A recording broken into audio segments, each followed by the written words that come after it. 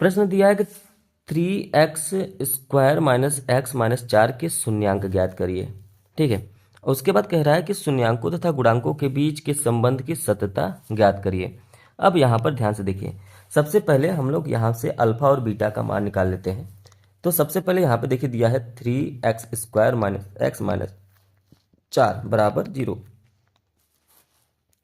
तो हम लोग यहाँ पे ये क्या कर सकते हैं, देखिए 12 हो जाएगा, क्योंकि आपको पता है कि 3 का मल्टीप्लाई इसमें करेंगे तो 12 हो जाएगा। और 12 में 4 गुणे 3 ही ऐसा होता है कि इन दोनों का मल्टीप्लाई करने पे 12 आ जाएगा और 4 में से 3 घटाएंगे तो 1 आएगा, क्योंकि यहाँ पे एक x है। ठीक है, तो इसका मतलब अब हम लोग कर सकते हैं इसको 3x² minus 4x plus 3x minus 4 बराबर 0 हो जाएगा। यहाँ से आप x का मान लेंगे तो 3x माइनस 4 का मान होगा, यहाँ पे +1 का मान लेंगे 3x माइनस 4 का मान होगा बराबर 0 हो जाएगा। अब यहाँ पे 3x माइनस 4 का मान लेंगे तो ये दूसरे ब्रैकेट में बचेगा x प्लस 1 बराबर 0। ठीक, अब यहाँ पे देखिए 3x माइनस 4 बराबर 0 करेंगे तो x बराबर आ जाएगा 4/3, और इधर x प्लस 1 बराबर 0 का मान लेंगे इक्वल टू 0 करेंगे तो x बराबर आएगा -1। तो यहाँ पर दो मान आया है, तो एक अल्फा का मान आया है 4/3 और एक बीटा का मान आया है -1। तो इस तरीके से अल्फा और बीटा का मान हो गया। अब यहाँ पे ध्यान देंगे तो आप लिख सकते हैं कि ax² plus bx plus c से तुलना करने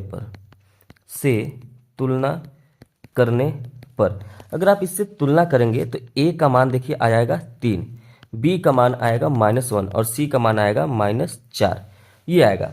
अब इसके बाद अल्फा प्लस बीटा बराबर होता है -b/a।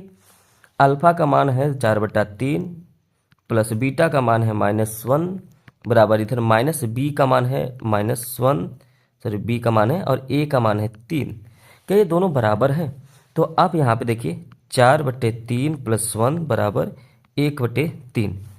तो यहाँ पे क्या ये 1/3, अच्छा ये यहाँ पे माइनस हो जाएगा, ये जो है ये माइनस हो जाएगा 4/3 माइनस 1। अब यहाँ पे ये हो जाएगा 1/3 बराबर 1/3। क्लियर है? अगर हम लोग अल्फा इंटू बीटा देखें तो इसका मान होता है c/a। अल्फा का मान आया है 4/3 गुणे बीटा का मान आया है -1 बराबर में c का मान है -4 और जो a का मान है वो 3 है।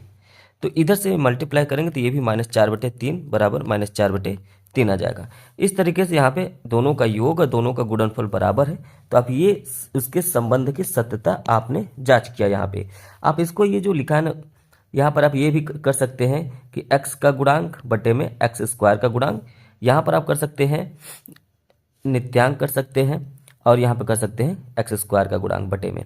तो इस तरीके से आपका ये प्रश्न सॉल्व हो जाएगा। क्लियर है? चलिए, उम्मीद है कि आपको ये प्रश्न समझ में आया होगा।